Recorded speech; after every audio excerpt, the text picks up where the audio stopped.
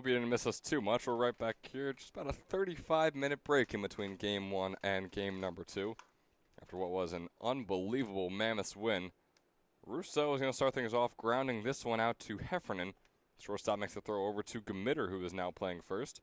And starts things off with the first out here for the Scranton Wilkes-Barre Miners. So after Grant Russo's ground out, welcome you back here. Game number 2. Ben Chadwick joined alongside Luke Anderson, bringing you all the way through this one. Got Aiden Paddock stepping up, takes the first fastball low for ball 1. And Luke, I mean, just as a sort of recap of game number 1, it was a wild one, as that one's called in there for strike 1. You had a 9-6 lead in favor of the Scranton Wilkes-Barre Miners heading into the bottom of the 7th. Well, again, these are 7-inning doubleheader games, as this one from Paddock is going to be out into left field, get down for at least a single. Wright is going to throw over to second base. Paddock rounding first, heading over to second, and is there safe. Not bad for his first at-bat of this game. Aiden Paddock saw just one at-bat in the last game after being a substitute. Now make him 1 for 2 on the day and 1 for 1 in this game to start things off. But he had a 9-6 lead, as I was saying, for the Miners. The Mammoths start crawling their way back. They tie it up, and then you have a wild pitch. The catcher, Gavin Lecoe, cannot find the ball up against the fence, and Tyler Huzzy, who was on second base, comes all the way rounding third and comes home to win the game off the wild pitch for the Mercer Mammoths. I mean, we were just astonished up here in the booth. Yeah, just a brutal way to end it for Lecoe back there behind the plate. He had been holding up for his pitchers, and he had seen his fair share of wild pitches throughout the entire game, and that last one just ended up getting away from him. Great job by the Mammoths coaching staff getting base runners. Will Heyman was out there. Huzzy ended up scoring that game-winning run, and without having those runners on the base path, I don't know if we're seeing the outcome that we had. Definitely not. The outcome we just saw there was Tommy Rowan hitting the grounder right over to Nate Jones. Seemed to be a routine grab for Jones. Was going to get the quick out at first base. Instead, takes a giant hop over Jones's head, a Moody hop, we love to call those. Heads out into right center field and gives Rowan a RBI single as Paddock is able to come all the way around. And this one, keeping the hot train going for the Scranton Wilkes-Barre Miners. Tyler Bennick with a single out into center field. Advances Rowan over to second and puts himself on first. Bennick sitting at 6'4" out of Long Island University. Only had one at-bat in his freshman season. And right behind him in the order, James Bacher. Bacher takes the first breaking ball in there for a called strike 1. He had a fantastic game, went 3 for 3 with 3 runs and 1 walk in game number 1. He starts off with a quick 0-2 count after a couple of breaking balls from the Mammoths pitcher Jace Burrows.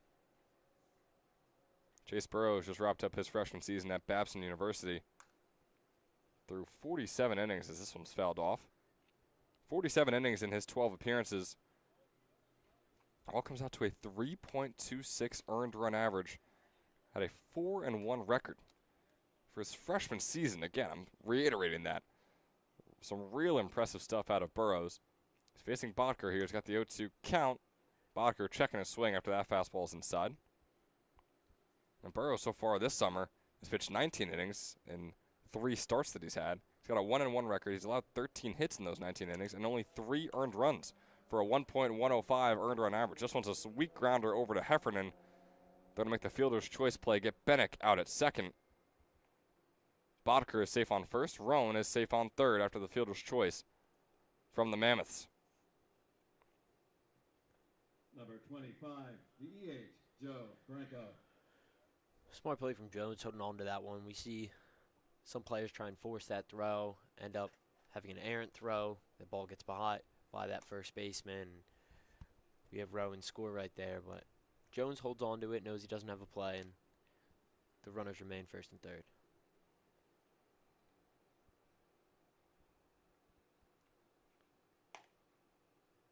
So now up the plate, Joe Granco. Out of Scranton University, he wrapped up his freshman season.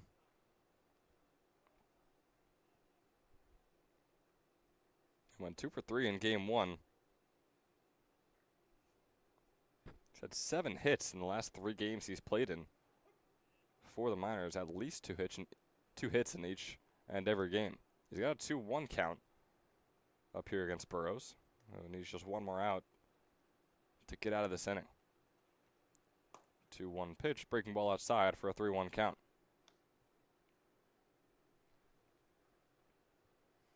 Burroughs, this inning is going just a bit longer for him than he would have hoped for, especially with the type of pitcher he is, both in the spring and what he's been able to do this summer. Gets that fastball to find the bottom right corner, though. Brings up a full count. 2 outs on the board. Runners in the corners. James Bodker is on first. Tom Rowan is on third. We see Bodker take off. This one's fouled off. Pieced into the parking lot, or probably past the parking lot, which is the way that one was traveling.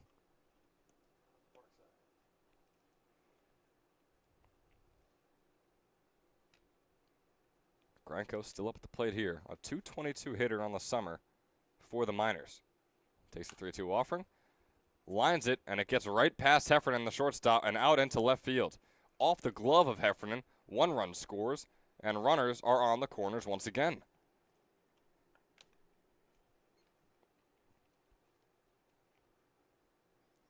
It's a bit of a line drive, turned ground ball at the end there. Number 11, second baseman. Weird one off the bat of Granco. He gets the RBI single.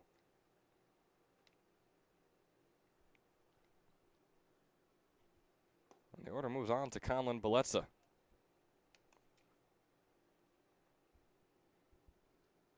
Another guy who wrapped up his freshman season of college. He's over at Elizabethtown. As he pops this one sky high. Vizzoni chasing down to grab it. Heffernan as well. Vizzoni calls it at the last second and makes the grab. Heffernan sort of ducking out of the way as his center fielder comes racing down. All of them sort of chuckling about it heading into the dugout. But it's a 2-0 ball game. Early on, same story we had in game number 1, only that was the Mammoths holding that 2-0 lead after the first inning. Mammoths are up at the plate when we return in the bottom of the first.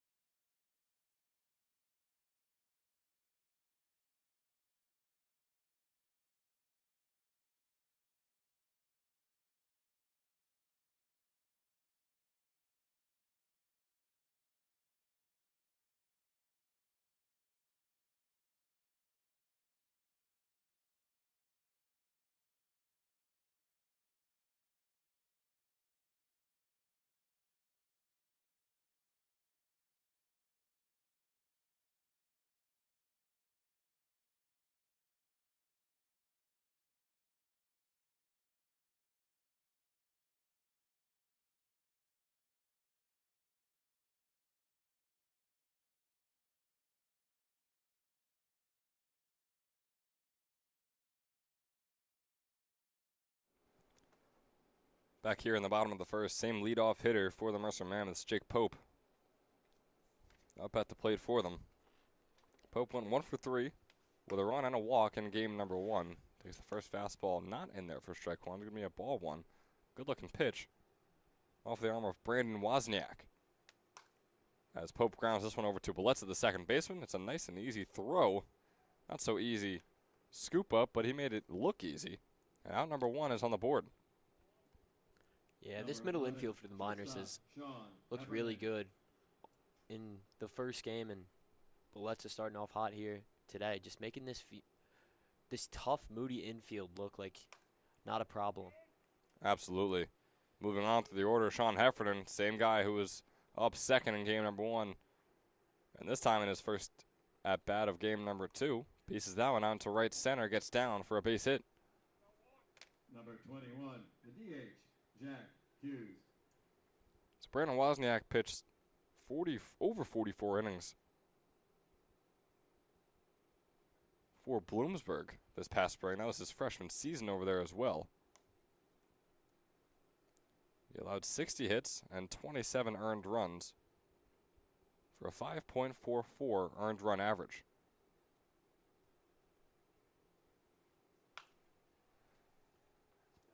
That's going to be a foul ball off the bat of Hughes out into left field, little past the left field line. Hughes, the designated hitter today.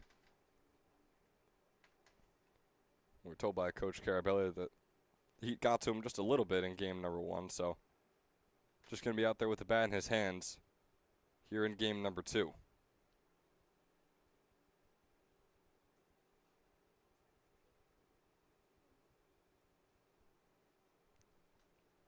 He's got a 1-1 count.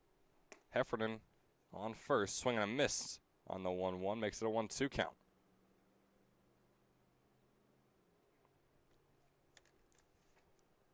Coach Carabelli also let us know where Hughes will be continuing his baseball career, and he has just announced that he's going to Towson. Yeah, as this one's out into right center.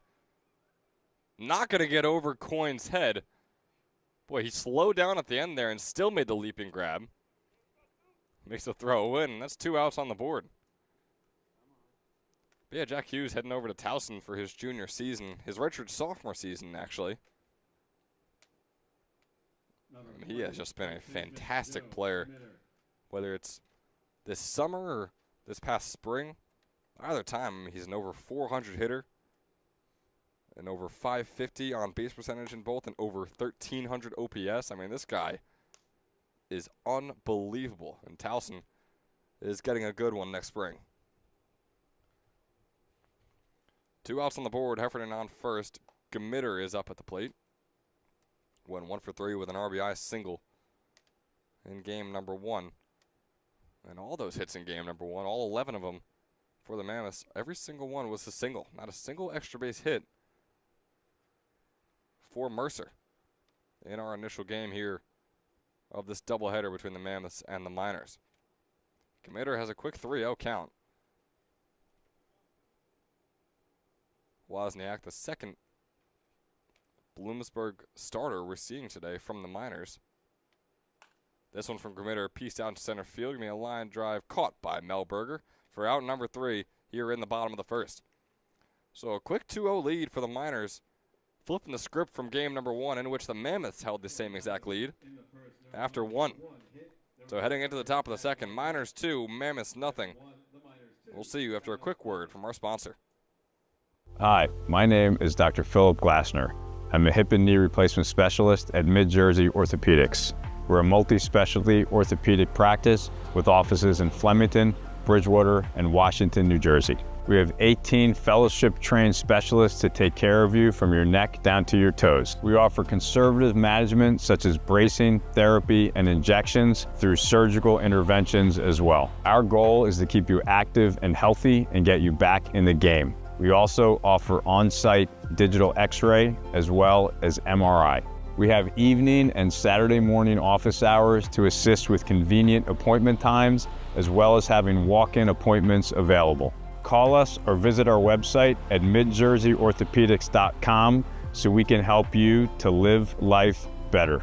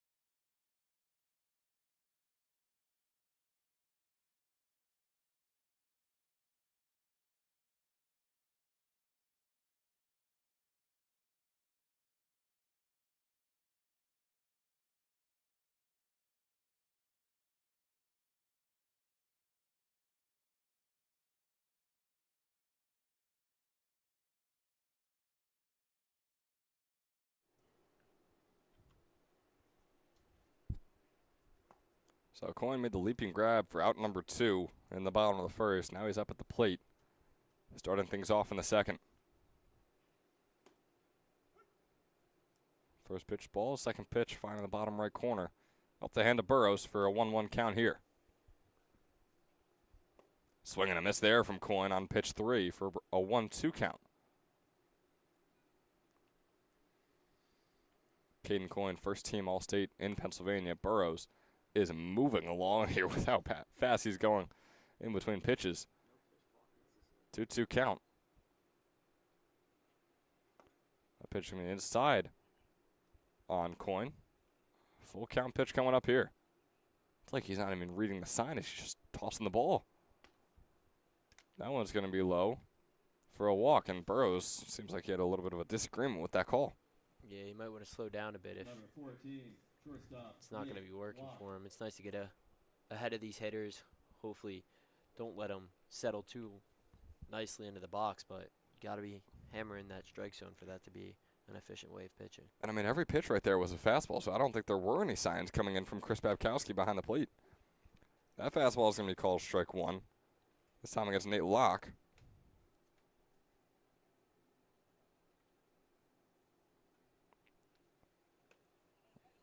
That breaking ball is going to be inside and off the knee pad of Babkowski. The wild pitch is going to allow Coyne to advance over to second. Locke has been a consistent hitter for Wilkes University. Was a .326 hitter in his freshman season through 135 at-bats, and was a .325 hitter in his sophomore season with about 20 more at-bats. 1-1 turns 2-1 for him after that fastball is outside. On his 50 hits, 6 of them were doubles, 6 of them were triples, had 22 RBIs to his name as well. So a very consistent above 300 hitter for Wilkes University. As he grounds this one over to Heffernan, the shortstop, making the thought of where to throw it. Coyne was pretty safe over there on third, so tosses it over to first, gets Locke out. And the first out is on the board. But now with Caden Coyne over there on third base. It's a good jump from Coyne there. Usually you see those runners a little bit hesitant when the ball is just grounded to shortstop, but he read it well, knew Heffernan was going to have to sit back on that one, advance to third. Another Wilkes University guy, Evan Melberger, grounding this one. Nate Jones having to make an athletic throw over to first. Wasn't able to. Committer couldn't get a glove on that one. Rolls over towards the Mercer Mammoths dugout. And the RBI single for Evan Melberger builds off of what has already been a fantastic day for the rising senior out of Wilkes University. He went 2 for 3 in game number 1 with a double and 4 RBIs. He had an RBI single, or he had a 2 RBI single and then a 2 RBI double. Back-to-back for him. Scored a run as well. And now he's got 3 hits on the day. Yeah, you wonder if this heat's getting to some of these fielders. You mentioned earlier that Hughes was taking a seat, but a tricky play for Jones regardless. It looks like he got in there. Yeah, Burrows, I mean, had a good pickoff attempt. He caught Melberger on the run over to second, tossed it over to Committer, and Committer's throw to Heffernan on second was just not in time and not accurate enough. So Evan Melberger just going to steal second. It's no 1 count on Rousseau here. Back at the top of the order. Interesting that after Melberger's game he just had, he's still at the bottom of the order as well. Could be a strategic thing, getting him on base for guys like Rousseau and Paddock. As this one's a high chopper. Heyman going to come in and make the athletic throw over to first. Will Heyman snags it out of the air and makes the leaping throw. Joe Committer stretches out, makes the grab, and out number 2 is on the board. Number 6, the DH, Aiden Paddock. So it moves on to Aiden Paddock. He scored the first run of the game and also had the first hit today. Takes this breaking ball out into shallow center field. Vizzoni is going to snag it, but out 4 hits the ground. And Melberger comes home and makes this a 4-0 ball game. Bit of a quiet 4-0 ball game, too. It doesn't seem like the Miners look like the better team right now, but it doesn't seem like they're dominating. But still, 4 runs in 2 innings compared to 0 from the Mammoths is a pretty large margin of lead. Yeah, just putting the bat on the ball, getting runners around the bases. Just nice and easy, nothing special. We're already about halfway through the order for the second time now. This is Tom Rowan's second at bat today. Fouls that fastball off. He's got an 0-2 count after the first one was a called strike.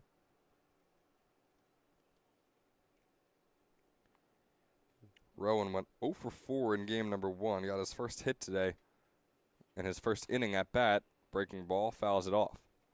He's got Paddock on first.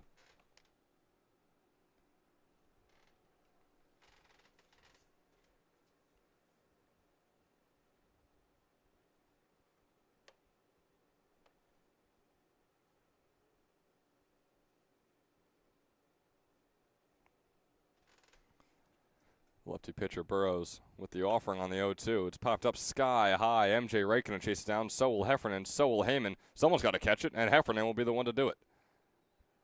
With his entire body facing the basketball courts out there way past the left field line. Heffernan makes the grab for out number 3. Once again, 2 more runs score for the Scranton Wilkes-Barre Miners. The same exact situation we were in game number 1. Mercer Mammoths went 2-2 in the first 2 innings. The Miners replicate it in the exact same way. And if it means a win by the end of all this, they'll be happy. Heading into the bottom of the second, 4-0, Miners lead.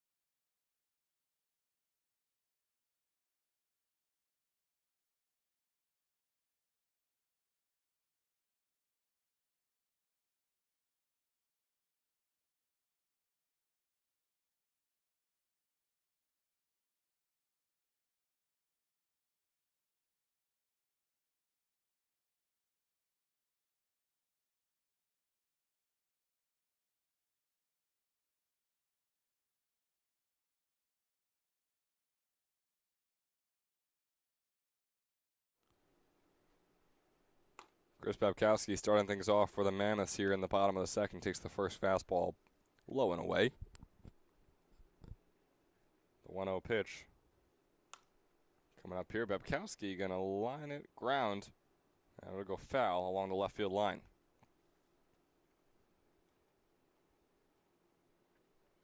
Seems like Wozniak is moving at a decent pace as well. Not exactly as fast as Chase Burrows, but fast enough. 1-1 swung on and missed by Babkowski. Brings up a 1-2 count. Yeah, Babkowski was throwing that ball right to Burrows with his feet already on the rubber. And he was actually waiting for the hitter more than they were waiting for him. Well, Babkowski, when it comes to being a hitter, not having the catching gear on. Swing and a miss there. Swinging strikeout for him. And moves on to Tyler Huzzy, who we only saw very briefly at the end of the game, but boy, was it an important role that he played.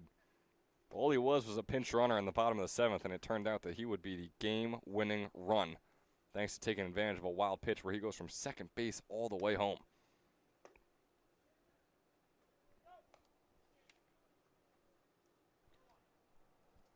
He's got a 1-1 count, Huzzy does.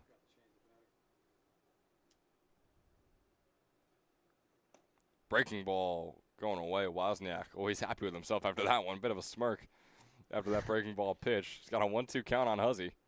Yeah, Feeling himself after that first strikeout. Some good tail on that one. Ooh, Huzzy fouled that one off, and that was one of those deadly foul-offs where you heard a car honk. I'm not sure if that'll be a car alarm. Hope it's on the alarm, but That was on the perfect trajectory out by where all the cars park. Swing and a miss there by Huzzy. That ball falls down. Or it's going to be fouled off, excuse me. I called it a swing and a miss, thought everyone else did. Was confused why no one was moving whatsoever. So we're going to keep it going here with the 1-2.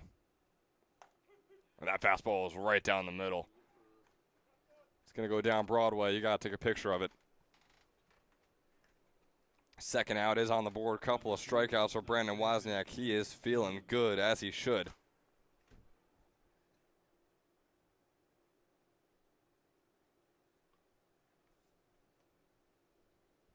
Now up the plate is Nate Jones. Was just named our Toyota Player of the Game thanks to his 3-for-3 performance, along with a run. 3 singles in all 3 of his at-bats. Was one of the 10 runs for the Mammoths in Game 1.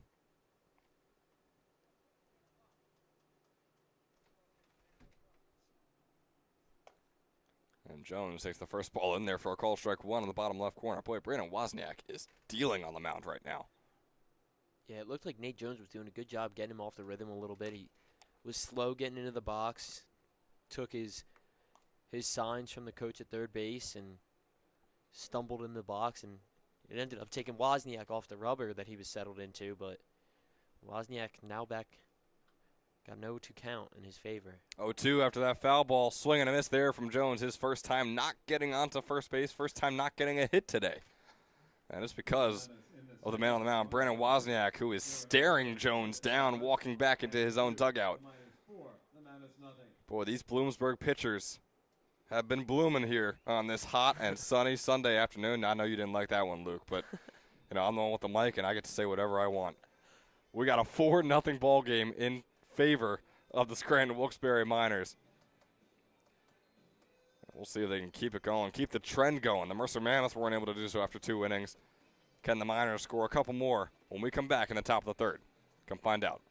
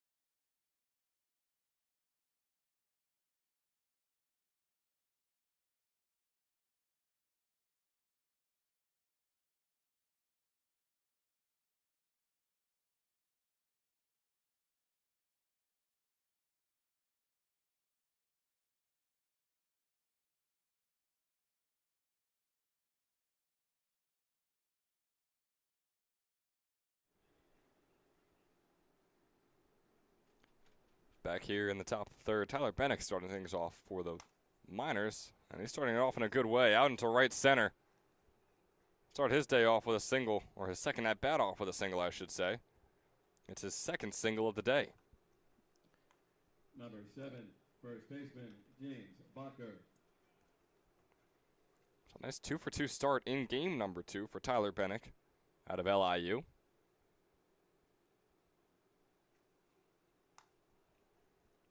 Now James Bacher, talk about a guy having a good day today. He's trying to build off game 1. Put a ball in play in his first at-bat, but nothing to it for him. Fouls the first pitch off, had a 0-1 count. Breaking ball, puts that one out into right field. Lined out there and caught by Tyler Huzzy. And the throw over to first to Gmitter, not in time. What a play by a Huzzy, though, and what an attempt to get a wild double play would have been on Bennick. But instead, it would just be the first out on the board. Yeah, the ball was hot off the bat, but Bennick was getting a little too aggressive there on the base path. I feel like if that ball ended up getting past Huzzy, would have been fine getting to at least 3rd. And what a horrible attempt by Jones right there. It was a really rough one. That grounder didn't have much of an attempt from Nate Jones, the second baseman, at all. Granko going to get his second, or he's going to get on base for the second time today. The error on Nate Jones, the second baseman, puts runners on the corners here. Number 11, second baseman. Still just one out to show for it. But yeah, I thought that hit off the bat of, off the bat of Bacher. If he had a little more arc on it, if he was able to get a little more arc on it, that was a dangerous one that could have gone up towards the fences at the least. But hey, it was just such a line drive right over to Huzzy. It was still a fantastic play by the right fielder. But like you said, Bennick did take a fairly large lead, which is why there was even some sort of play to be made at first. Regardless, we got one out on the board, a 1-2 count now after that one's fouled off right over our heads. Bennick on third, Granko on first. Bellezza is up at the plate. 0 for 1 in this game. Puts him at 1 for 3 on the day. He had that RBI single in game 1. Now moves up to a 2-2 count. Fastball, grounded right over to shortstop. Heffernan takes a moody pop over right at his face. My goodness, still somehow makes the out on Granko at second with the fielder's choice. Another run scores for the Miners. Put 5 on the board for them. You got to admit, though, what a play by the shortstop, Sean Heffernan. Yeah, great reaction time out of him. Able to get that ball. Popped up right to his face, and he was still able to make the toss to Jones over there at second. A brutal one. What they thought should have been a double play, and it is just batting practice right now for the Scranton Wilkes-Barre Miners. Coyne with the RBI double. Nearly an RBI. It will be an RBI double. Bellezza comes all the way home. And my goodness. Scranton Wilkes-Barre Miners, they've kept the pattern going. They're trying to get some more right here, though. 2 runs in each of the first 3 innings. They really are just teeing off on Chase Burrows right now, which, again, might be arguably the best pitcher on this entire Mammoth roster.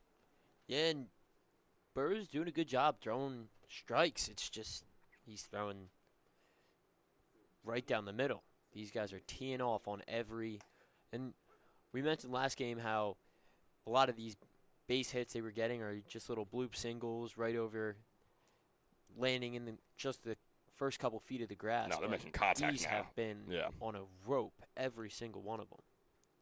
Hard hit balls, and they take advantage of the Moody Park infield, which is infamous. As this one's going to be grounded right out into left field. Coyne is going to round third, make his way home. He's going to slip on his way home. Babkowski cannot corral it, so they can't take advantage of the slip from Coyne. Locke will advance on to second after his single. So runners in scoring position. Babkowski a little upset with himself after not being able to get that ball in his glove and make the throw over to Heyman on third. Yeah, he would have had Coyne dead to rights right there at third, and the mishandle of that ball allowed Locke to get to second. So now we have 2 runners in scoring position. And you know Coyne is just praying that Melberger is able to put one in play and get another hit for the Miners right here, because he knows that there should be 7 runs on the board right now for his team. 1-0 count here for Melberger. He's had a fantastic day. 3 hits on the day, 4 RBIs. Has a chance for a couple more right here. Or rather, I should say 5 RBIs. He had that RBI single earlier in this one, and he's going to get another RBI single, maybe 2 RBIs. Coyne comes home, Locke right behind him, racing down to home. No tag attempt from Babkowski. Boy, oh boy. This game has gotten out of hand very, very quickly. A 4-run inning right now here in the top of the third. 8-0. The Scranton Wilkes-Barre Miners lead. Thanks to yet another 2 RBI hit from Evan Melberger. Man, he might have not won Toyota Player of the Game for game number 1, but he is our Toyota Player of the Day at this point. Another one is going to be grounded over, this time by Russo. Finally, out number 3 will be had. He grounds that one over to the third baseman, Heyman. He makes the throw over to Gmitter on first. And after 4 runs, the Miners are finally retired here in the top of the third. The Mammoths can finally enter back into the batter's box and try and salvage whatever is left of this game. Not even halfway through the 7-inning ball game. It feels like it's already all gone for the Mammoths. We'll find out if it really is when we come back in the bottom of the third.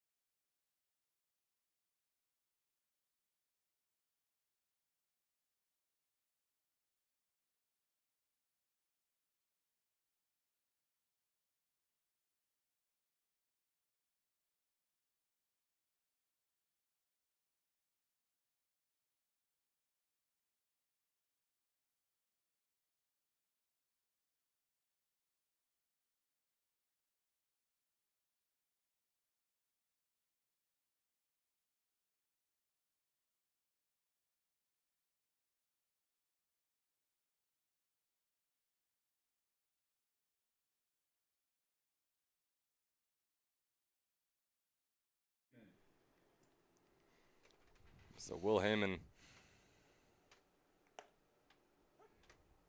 was able to get the ground out for out number 3, finally getting that out number 3 in the top of the third. He's up at the plate with the bat in his hands to start things off in this inning. Boy, a quick first 2 fastballs, first 2 called strikes. Off the hand of Brandon Wozniak. Make that a 3 up, 3 down. Good morning, good afternoon, good night from Brandon Wozniak. Saying goodbye to Will Heyman. Yeah, Wozniak is in a groove right now, and we're going to need one of these Mammoth hitters to put something to get him out of his rhythm. Pitching quickly, too, is Wozniak. This one's skied up, and the catch will be made. Can't even introduce MJ Wright as our hitter, and off goes MJ Wright back to the dugout. Pop fly caught by Bodker up against the fence. Quick 2 outs. Don Bozzoni takes the plate. Brandon Wozniak is a machine on the mound right now, getting right back up there. Right when he gets the signal, he's throwing this pitch. That one, another call, would have been called strike, but it's going to get down for Bozzoni in shallow left center. So might be a chink in the armor for Brandon Wozniak. We'll see how he's able to move on from that with his next hitter. Right back to the top of the order, Jake Pope.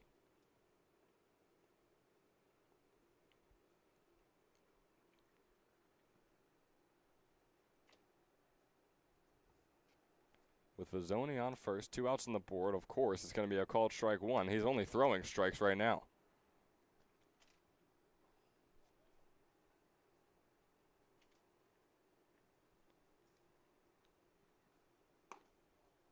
Ooh, that fastball's going to be a bit outside. Was trying to paint that bottom left corner. Got to respect it from Wozniak.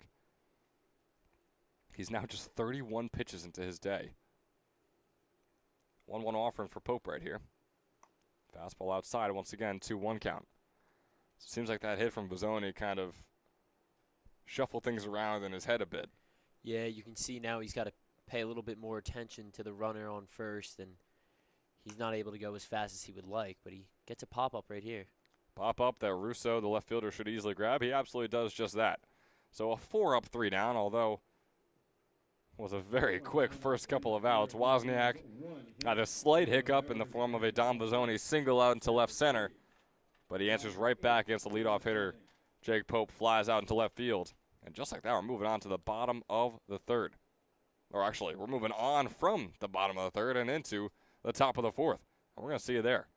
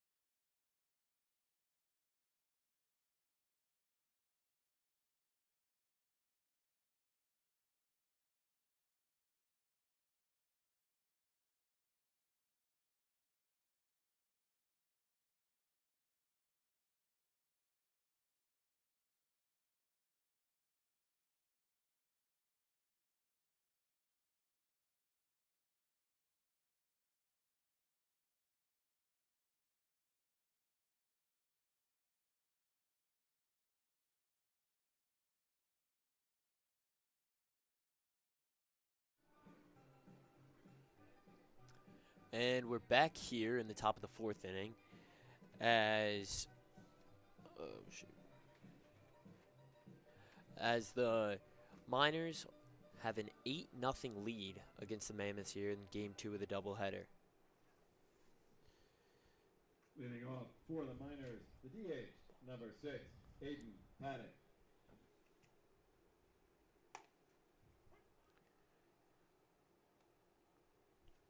And Burrows starts off with a strike. Is the second one just over the head of Aiden Paddock. Fouls this one back. It'll be a 1-2 count to start off. Burrows now up to 61 pitches as the Scranton Miners keep that 8-0 lead. Paddock grounds this one to Jones. Oof. And with the speed of Paddock, he's going to be safe. I have not seen a lazier game than I've seen from Jones today. Oof. That is a tough play to make by the second baseman, though. I mean, it's an easy grounder. And sure, Paddock is hustling over there, but just make an accurate throw to the first baseman, and it's there, and that's the first out of the inning. Burrows is here battling right now, and we have some movement in the pen, but the Mammoths used 4 pitchers in their first game, and I think they want to go with Burrows for as long as they can. He needs his defense to help him out behind him, and you just can't have a play like that out of Jones right there. Rowan strikes that one, but Vizzoni's there to retire him in center field. And I got a dangerous hitter in Tyler Bennick. He's 2 for 2 already today. Burrows gets set, looks at the runner at first. The runner goes, and no throw, called strike to Bennick. That was a risky run over by Paddock as well. I mean, Burrows was pretty much facing the base as he took off. Yeah, Paddock just going on first move right there. Burrows throws a ball. Evens the count at 1. Bennick puts this one in the gap. I don't think anyone's going to get there. Paddock over on third, headed for home, and Bennick is going to get into second standing. We are going to get a play at the plate, but it is not going to be close. And an RBI double from Bennick right there. A good attempt from Heffernan. The heat obviously is playing a factor a little bit in this lackadaisical game from this Mammoths team, but Heffernan has been giving it his all day. As Jones is able to make that play. Retires Bacher. I got Jones making a play right there, so that should satisfy you for a little bit, Luke. Yeah. Number 25, the EH, Joe Branco. Man, my goodness. I mean, Bennick, we see him on third base right now. He has just been fantastic today. Granko steps up to the plate, and this is going to be a pass ball to Babkowski, and the Miners take a 10-0 lead here in the 4th.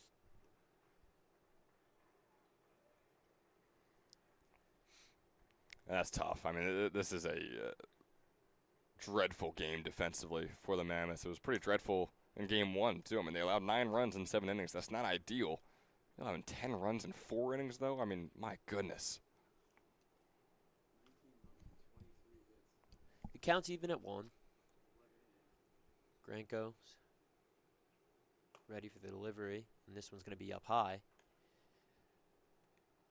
You do have to give some respect to Burrows. Obviously, this is not a great performance out of him, as the count goes to 3-1, but he's staying in here, 71 pitches and through 4 innings, and you got to expect this is what the Mammoths coaching staff is hoping for.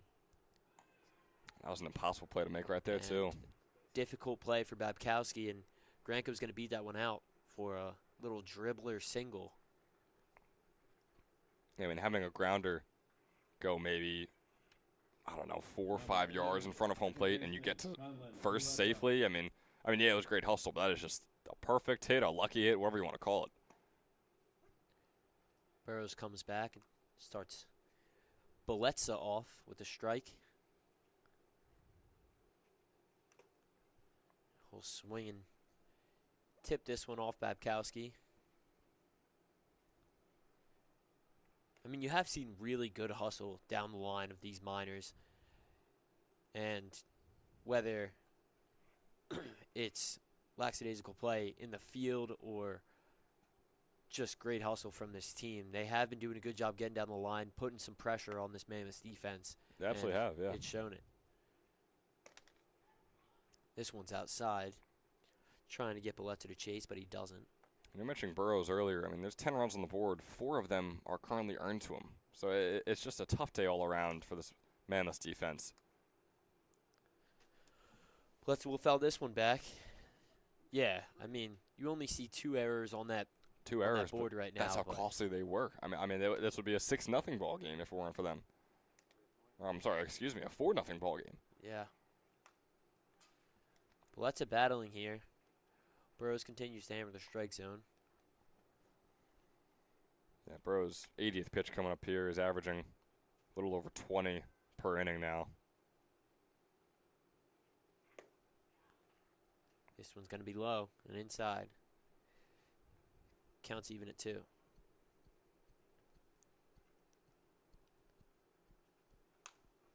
one's lined up the middle. Heffernan with an attempt, but this one's going to get down for a base hit single.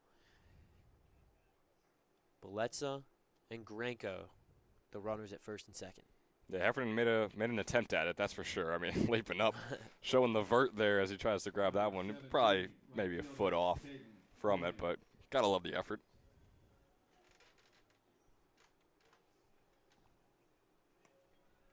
Burrows continues to deal. This one's going to be below the knees of Coyne. Coyne 1 for 1 today, or for this game, I should say. Fouls this one into the parking lot. He's 1 for 1, and he's been on base twice thanks to his walk and his other plate appearance. He's come around on both of those plate appearances as well. He's got 2 runs to his name.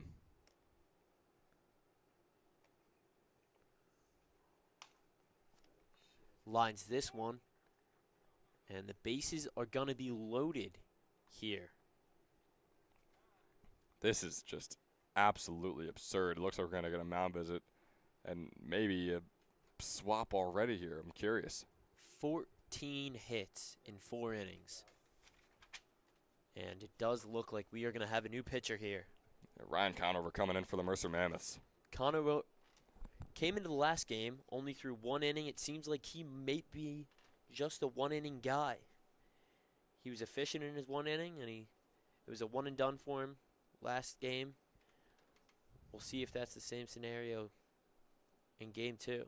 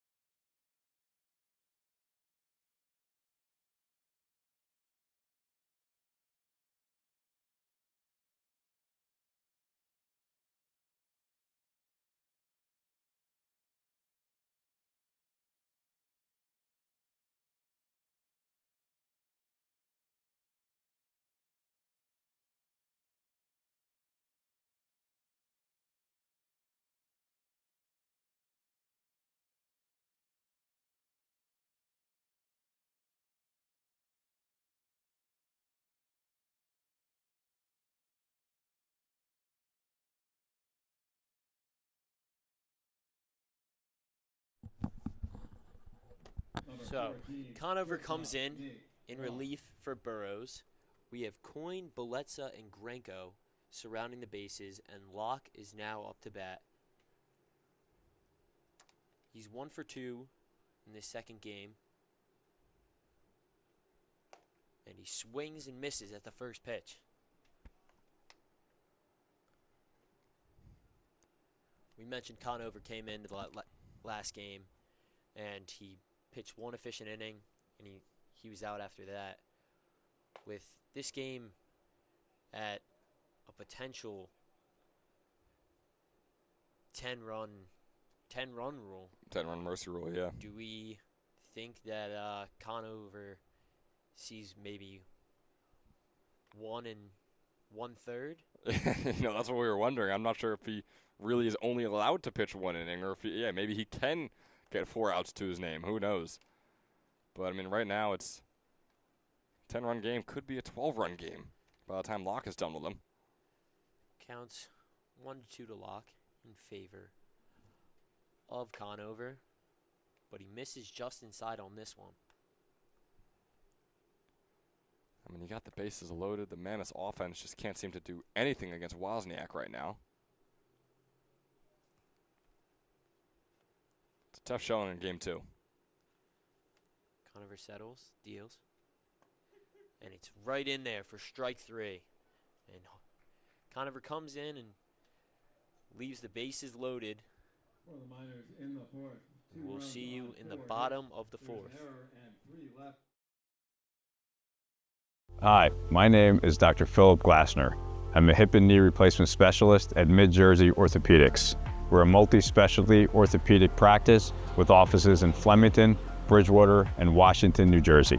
We have 18 fellowship-trained specialists to take care of you from your neck down to your toes. We offer conservative management such as bracing, therapy, and injections through surgical interventions as well. Our goal is to keep you active and healthy and get you back in the game. We also offer on-site digital x-ray as well as MRI.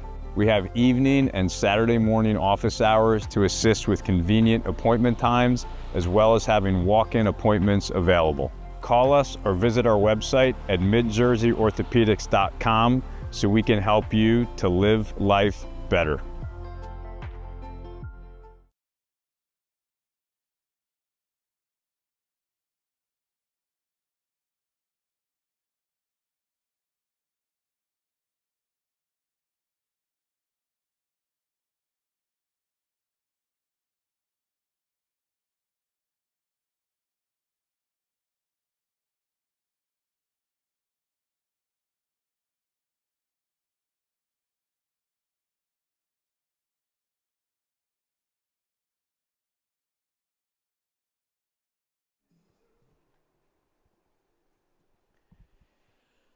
Heffernan steps up to the plate as we need to see something against Wozniak here. He has been as good as they come in the ECCBL.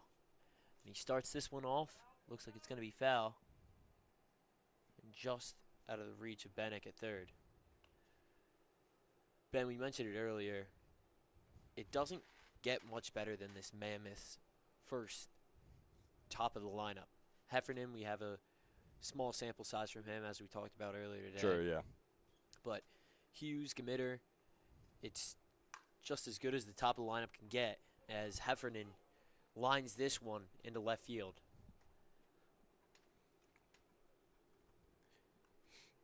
No, but to what you were saying, yeah, as Heffernan, we find him on first base now. Heffernan is a .560 hitter from what he was just able to do at Burlington Township in his senior season over there. We have Jack Hughes, who in his redshirt freshman season was a .436 hitter at Lackawanna, is now a .500 hitter in the summer. You got Joe Gamitter, who's batting over .400 as well. I mean, and Jake Pope, who's a .370 hitter, is the leadoff. So yeah, I mean, this entire batting order, not entire, I should say, the first 4 or 5 hitters is unbelievable for the Mammoths, which is why they sit atop the South Division. Wozniak's first offer to Hughes is in there for a strike, and he fouls off the second. Gets ahead 0-2. And Wozniak has done a good job of getting this first pitch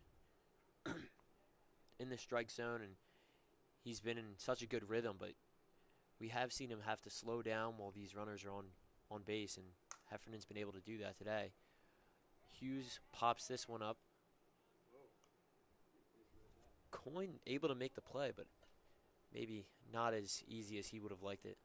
Bit of a run-in at the very last couple seconds from Coyne there. They were standing in the same spot, just glove up, and then, yeah, like you said, last couple seconds, just ran in and had to make the grab, but made the grab nonetheless. Gmitter steps up here with one out and runner at first. And Wozniak misses outside on the first pitch.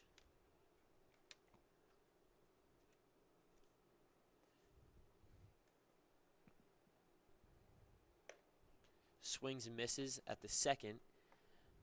And there is a huge gap just over Bolesta's head in right field. And obviously Wozniak is throwing well, and I guess they're expecting him to be late, but he's going to put this one through the gap, and Heffernan holds up at second. Yeah, man, that was like Moses part in the Red Sea with that right center gap out there. That was unbelievable between Melberger and Coyne.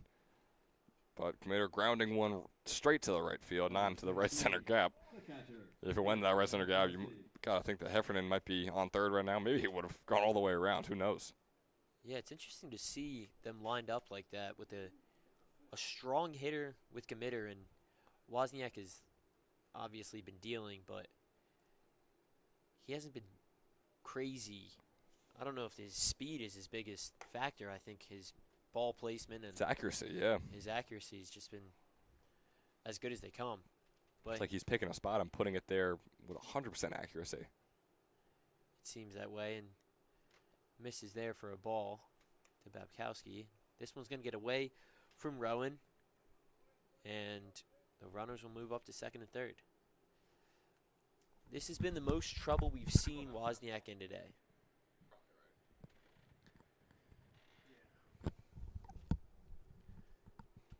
Babkowski sits comfortable. 2-0 count.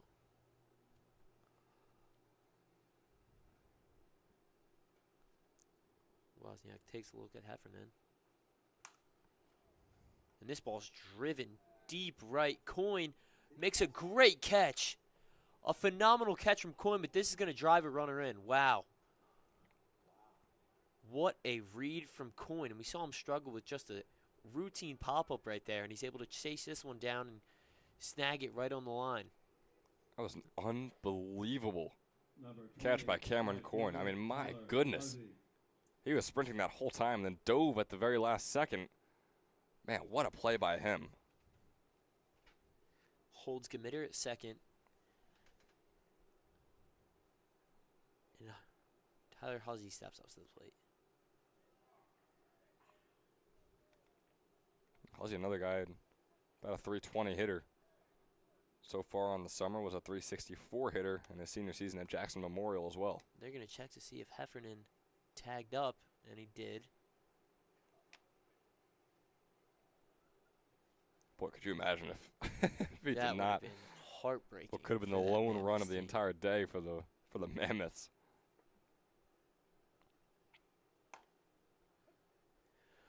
Wozniak battles back, and he's up in the count, 0-1.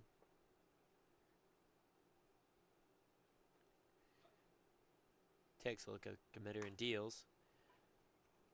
And Huzzy lines this one into center field.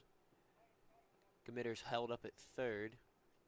Good job with Melberger to get that one in. Yeah, Melberger's been very solid out in center field. Haven't used him much out there in the field, but when they have, he's made plays with 100% efficiency, and he's looked real solid out there in center. Pitch hitting for the Mammoths, number 6, Tyler Tucker. Coyne in right field still looks like he might be catching his breath from that run he had to make. He was hunched over, hands on his knees, but settles in now. Tucker's up to the plate. And he's going to go down 0-2.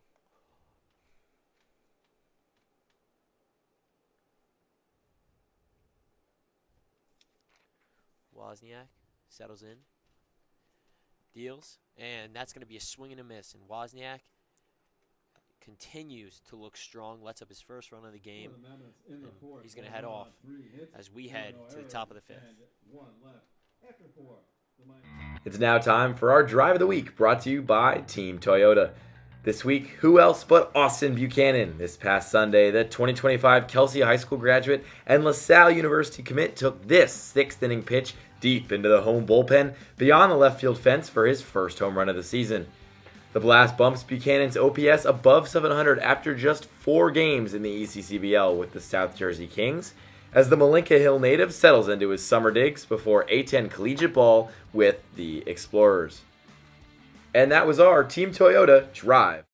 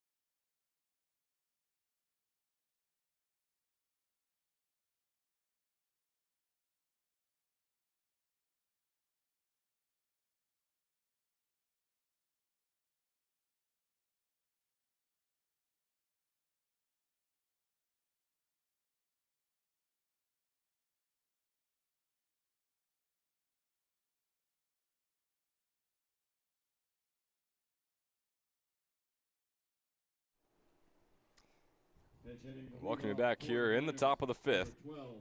A 10-1 lead in favor of the Scranton Wilkes-Barre Miners.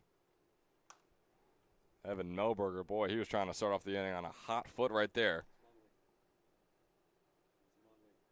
Instead, it's Munley coming in for Melberger. Sorry, my apologies. In for Melberger's slot. Melberger had a great day. Seems as though his day might be done. Swing and a miss there from Munley.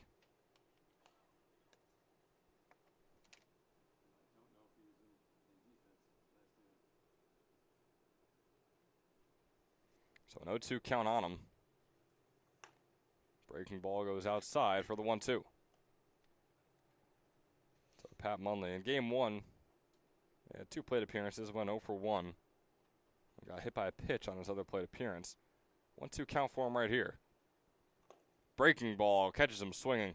Ryan Conover starts off the 5th inning on the right foot. Had the one singular out. Came in and saved the Mammoths from what could have been a even more detrimental inning in the top of the 4th. Now here in the top of the 5th, starts things off with a swinging strikeout.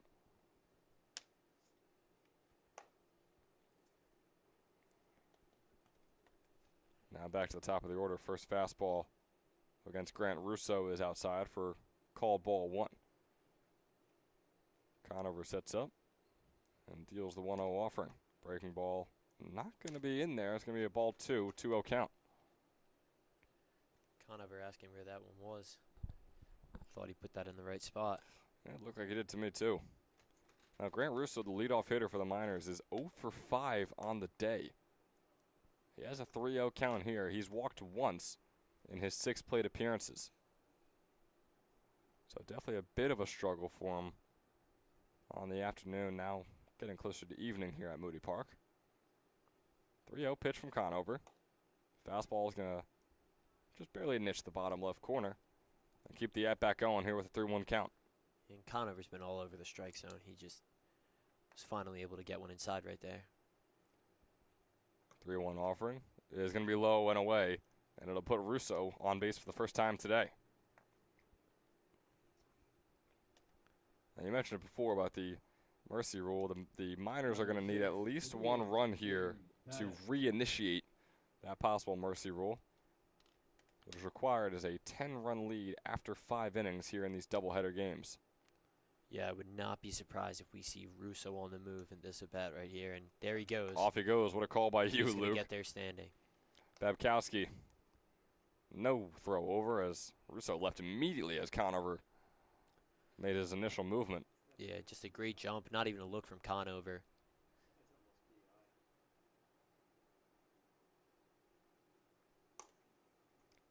It's Paddock up at the plate. He's got a 1 1 count.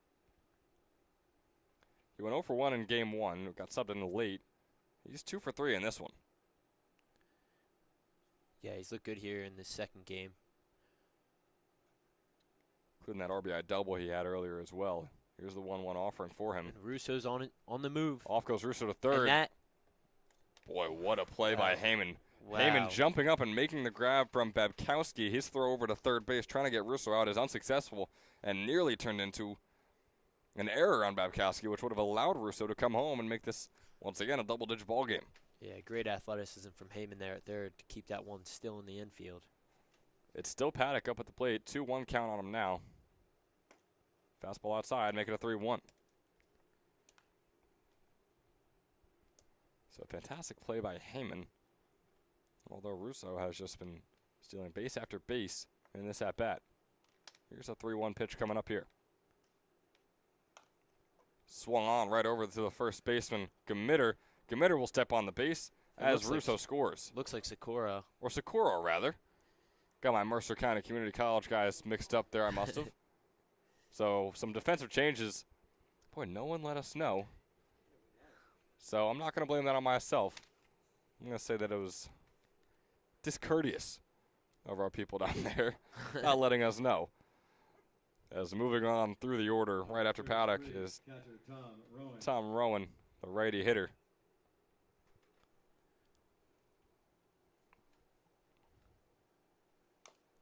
And Rowan's going to foul this off. Brings up an 0-2 count on him. He's 1 for 3 so far in this game. Had that RBI single earlier.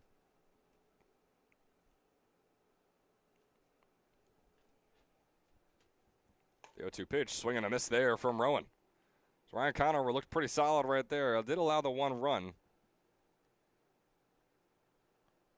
But regardless, it's an 11-1 ball game in favor of the Scranton Wilkes-Barre Miners. And if the Mammoths can't muster up a run right here, Luke, this one's all said and done. Seems as though we have a new pitcher coming in for the Miners as well. We'll figure out who he is and figure out what to say about him when we come back in the bottom of the fifth. See you there.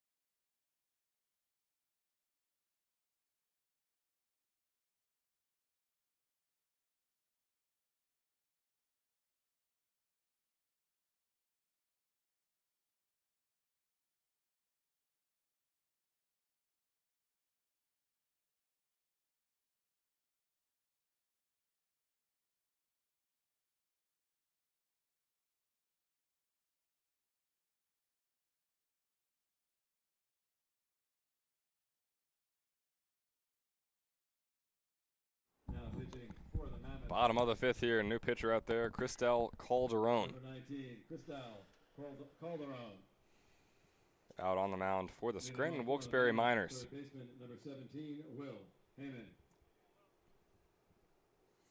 Will Heyman starting things off here. With a nice little grounder over to the second baseman, the throw over to first, and it's a quick out number 1 here in the bottom of the 5th.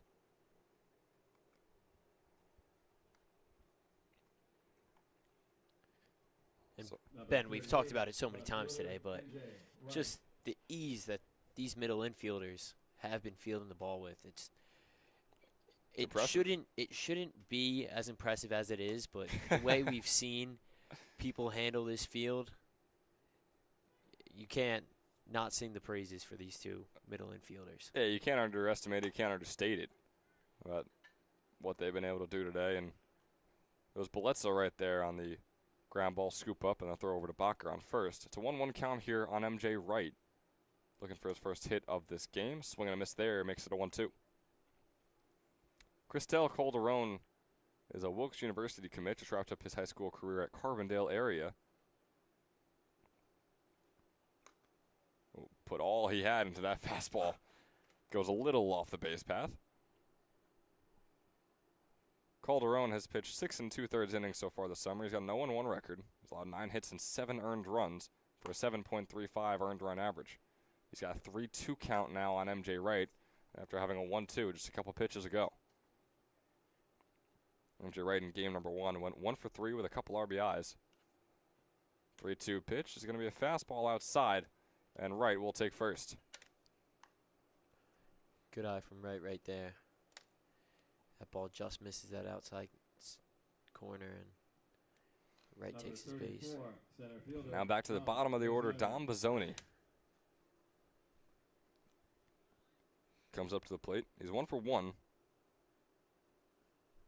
Had the single earlier, looking for another one right here out into shallow left center. Russo's going to come over and make the grab. And out number 2 is on the board here in the bottom of the 5th. Now on comes Jake Pope, the leadoff hitter. Number 5, the EH, Jake Pope. Once again, we said it at the end of the top of the 5th, but the Mammoths need to muster up a run here in order to keep the game going past the 5th inning. Pope fouls that first one off right back towards us.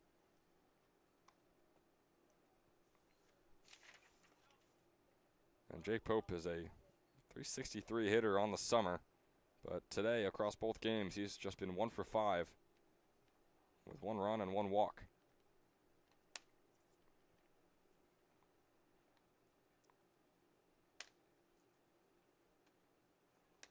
Oh, 1 pitch here. Pope out into left field. Russo comes in, makes the grab, and that's going to do it. The Miners answer back in a big way in a vengeful game number 2 over the Mercer Mammoths. They came in today at 500. They were 6-6. They are now 7-7. Meanwhile, the Mercer Mammoths are now at 10-6-1 on the summer.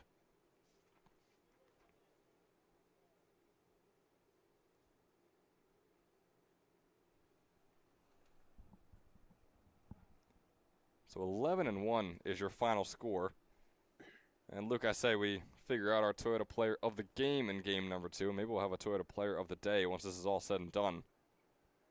And as it looks to me, I think it's got to go either. Actually, you know what? I think we give it to Brandon Wozniak. I think Wozniak is the right call. Player of the game. I think Brandon Wozniak definitely earns player of the game. 4 innings pitched. He allowed 5 hits, but only a single earned run. Struck out 5 batters. Didn't walk a single one.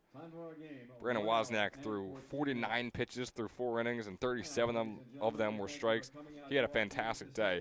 But don't worry, there is one guy who didn't get his flowers in either game, but I think he earns our Toyota Player of the Day. That's going to be Evan Melberger. Yeah, Melberger.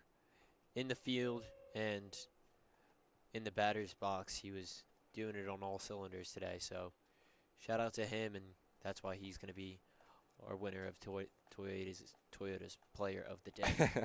He had 4 hits, one of them being a double, 7 RBIs to his name as well, a couple runs to tack onto that. Evan Melberger was fantastic all day long for the Miners. Offensively, they were fantastic all day long too. Again, it was an absurd end to game number 1 where the Mammoths were able to come back down 9-6 and off a wild pitch score the game-winning run from second base. But in game number 2, there was no question about who was taking home this one. Seemed like after the first couple of innings, we were like, oh, and here come the Miners, and they're going to go back to 500 on the year. They take an 11-1 win over the Mercer Mammoths here in game number 2 of our doubleheader. We will see you hopefully on Tuesday, where Southside and the Kings will face off here at Moody Park for a doubleheader starting at 4:30. Now, weather permitting, if the weather does not, we will be right back here on Wednesday for another doubleheader starting at just about 4:30 once again. But for us today, it's been a long one here at Moody Park, a nice little doubleheader Sunday. For Luke Anderson, this has been Ben Chadwick. Have a great night, folks.